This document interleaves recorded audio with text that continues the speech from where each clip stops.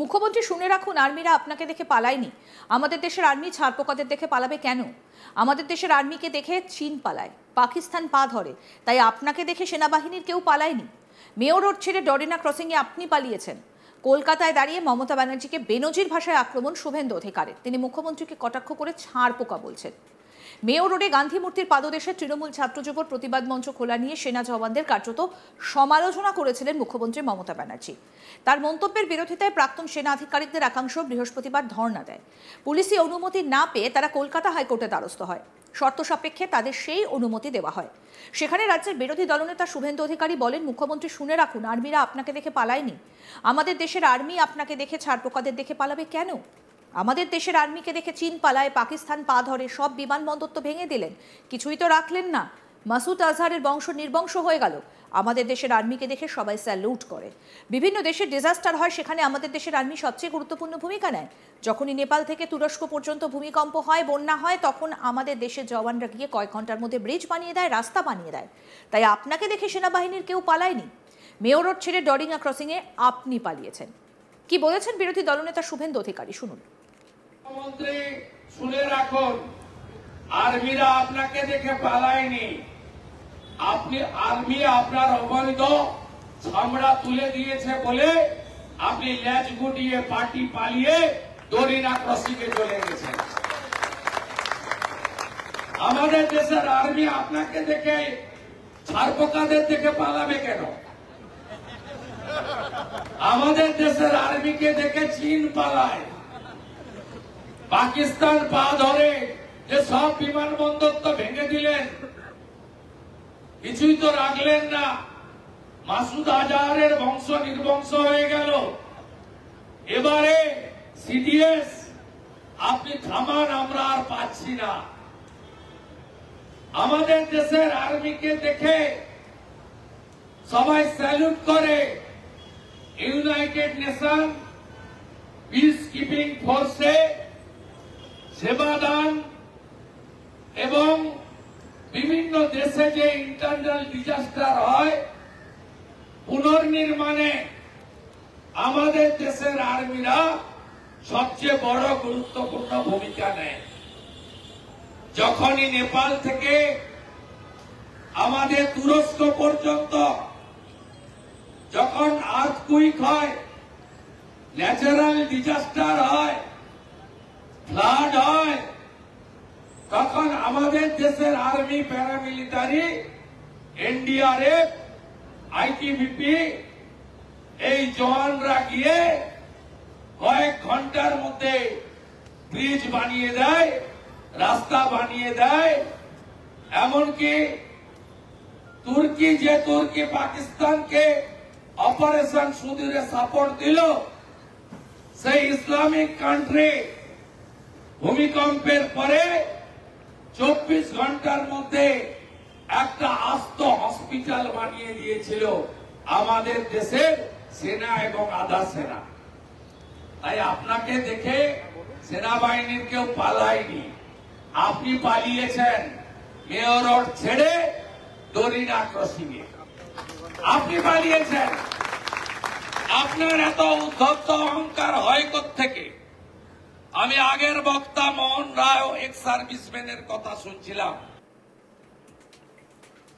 একই সঙ্গে তিনি বলেন, এই মুখ্যমন্ত্রী একদিন সারা রাত নবান্নয় কাটিয়েছিলেন।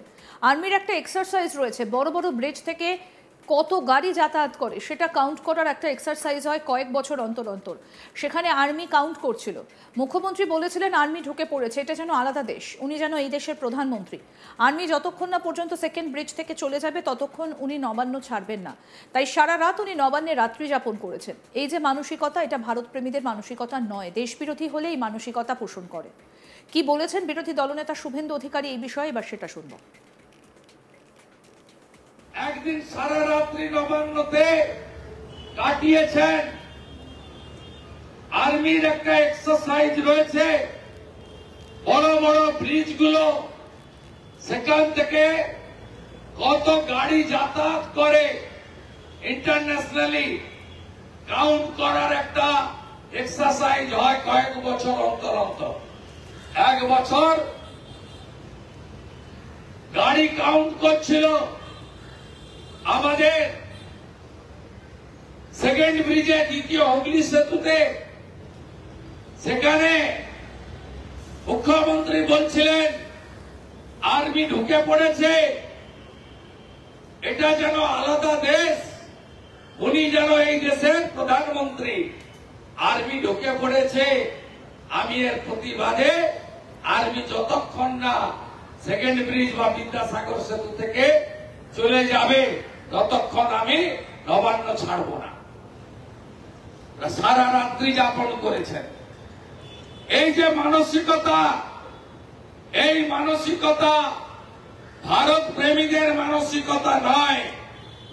এটা দেশ বিরোধী হলে দেশের ভিতরে যে টুকরে টুকরে গ্যাং আছে, যারা বলে আজাদি ঝুটা হয়, যারা বলে কাশ্মীর বঙ্গে আজাদি, যারা বন্দে মাতরম বলতে কষ্ট হয়, যারা 15ই আগস্ট 26শে জানুয়ারি পালন করতে কষ্ট হয়, ভারতকে হিন্দুস্তান বলতে কষ্ট হয়, তারা এই মানসিকতা পোষণ করে।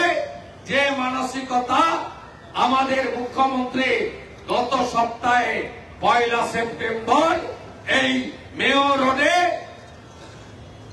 সাংবাদিকদের সামনে ভাঙা মঞ্চে চাটুকার কলকাতা পুলিশের একটা অংশকে নিয়ে আর কিছু তোলাবাজ ওনার পার্টির কর্মচারীদের নিয়ে বলেছেন তাকে আমরা ঘৃণা করি, প্রতিবাদ করি এবং আমার আর্মি, আমার জান, আমার মান, আমার শান, আমার গৌরব। শুভেন্দু অধিকারী বেনজির ভাষায় এদিন আক্রমণ শানিয়েছেন মুখ্যমন্ত্রী মমতা ব্যানার্জিকে। মুখ্যমন্ত্রী শুনে রাখুন, আর্মিরা আপনাকে দেখে পালায়নি। আমাদের দেশের আর্মি ছারপোকাদের দেখে পালাবে কেন? আমাদের দেশের আর্মিকে দেখে চীন পালায়, পাকিস্তান পা ধরে, তাই আপনাকে দেখে সেনাবাহিনীর কেউ পালায়নি।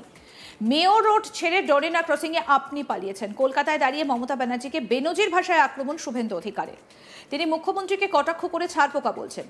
মেয়র রোডে গান্ধী মূর্তির পাদদেশে তৃণমূল ছাত্র যুব প্রতিবাদ মঞ্চ খোলা নিয়ে সেনা জওয়ানদের কার্যত সমালোচনা করেছিলেন মুখ্যমন্ত্রী মমতা ব্যানার্জি।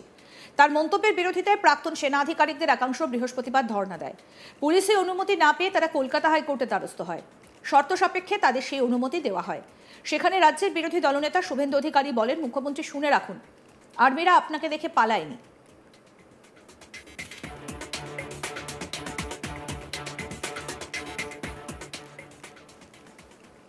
আরও আপডেট পেতে দেখতে থাকুন আজ তাক বাংলা। সাবস্ক্রাইব করুন, নোটিফিকেশন পেতে বেল বাটন অপশন প্রেস করুন।